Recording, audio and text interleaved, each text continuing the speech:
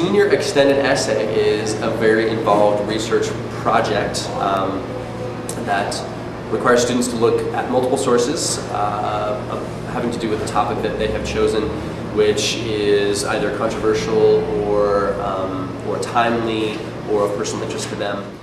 And to research that topic and bring it down to some sort of a thesis, and to create a 3,000-word paper about that topic.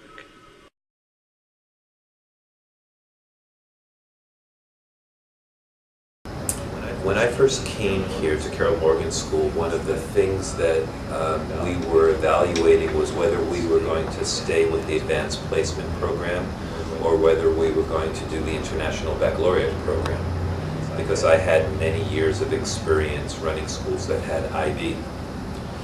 One of the decisions that was made in my early years was that we were not going to do IB because of its costs, but there were elements of the IB program that were really excellent.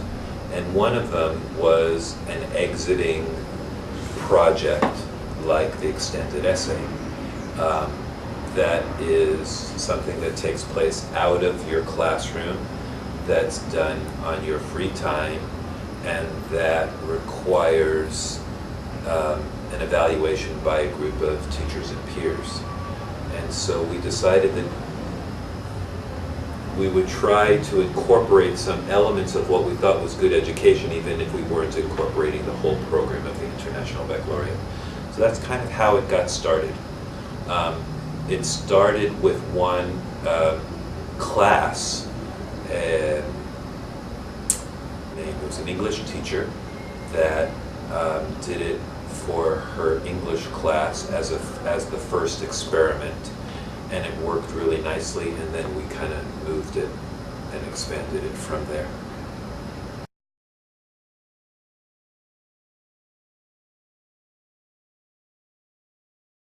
There will be a first step, a first word, and of course, a first French fry. These exact words are used in the McDonald's commercial. As a toddler, a little boy takes his first step, says his first word, and grasps his first French fry.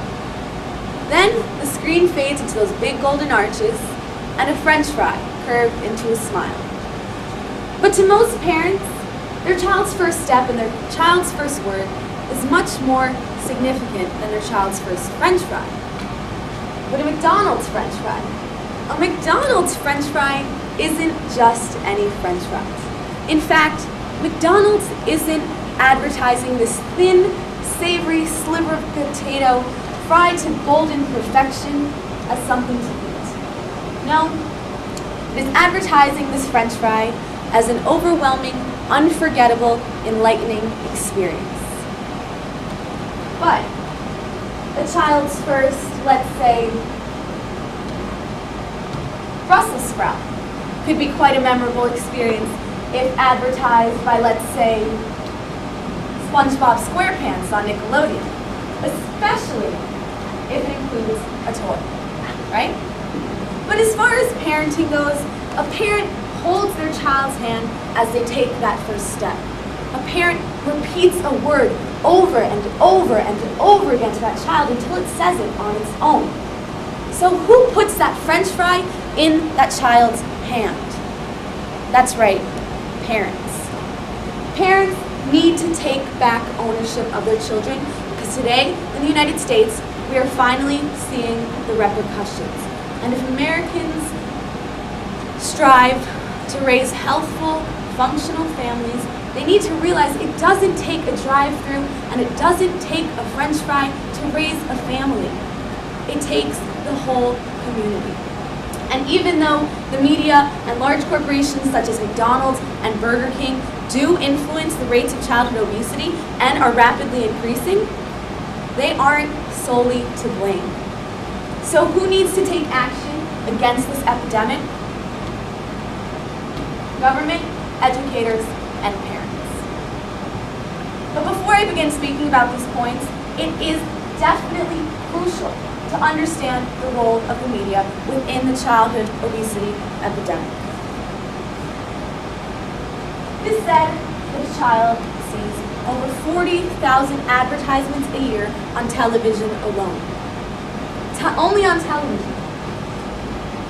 It is said that a child spends an average of 5.5 hours a day consuming media. This is almost equivalent to a full-time job, and it is more time spent doing anything else besides sleeping. So why is the media's role so difficult to change? The first reason is corporate influence and advertising lead to increasing rates of consumerism within the United States. Large corporations continue bombarding children through forms of media such as television, internet, radio, video games, movies, despite all of the controversy. It's simple. Corporate influence leads to rising rates in consumerism, which leads to a strong American economy. But where does that leave our children? The next reason? Elaborate campaigns and advertisements are targeted towards children. Why are these campaigns so elaborate? It's also simple. An elaborate campaign gets the attention of a child and persuades a child to buy that product. This is why we have things such as play places, Happy Meals, and toys. This is why McDonald's, Taco Bell, Burger King, this is why they have these things. Having a toy and a Happy Meal makes it almost impossible for a child not to want to buy it. So why do corporations spend millions of dollars on children? Because they are the perfect target. Now that we understand the role of the media, I can begin to explain my 3 points. The government. Healthy People 2010 is an objective set by the Bush administration to decrease rates of childhood obesity and to increase the nutrition of the dietary intake of students. This means, the President's 2006 budget proposal cut $19 million. You're probably asking yourself, well, where does this $19 million come from? This $19 million comes directly from physical education funding. But didn't I just say the goals of Healthy People 2010 is to decrease the rates of childhood obesity? How does the Bush administration plan to do that? By cutting $19 million out of physical education funding for training and hiring new teachers and for sports and fitness equipment. To me, it doesn't make sense. So, if the Bush administration is serious about Healthy People 2010, they need to dismiss budget cuts, and they need to have more funding for physical education and nutritional meal planning within schools. What else does the government need to do? The government needs to reevaluate advertising. I am an American citizen. As an American citizen, I am protected by the First Amendment, and I have freedom of speech and freedom of press. But where do regulations come into place with freedom of speech? There are regulations considering hate speech, slander, and negative political publications. But what about misleading advertisements towards children?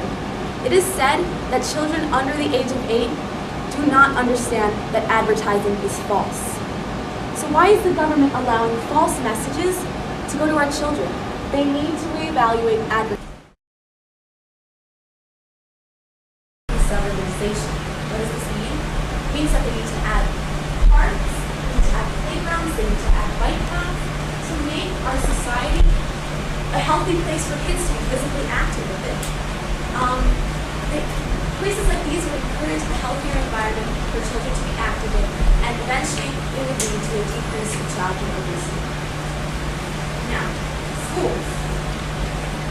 A kid goes to school most of the time during the year. Schools need to make sure that children have regulated exercise. This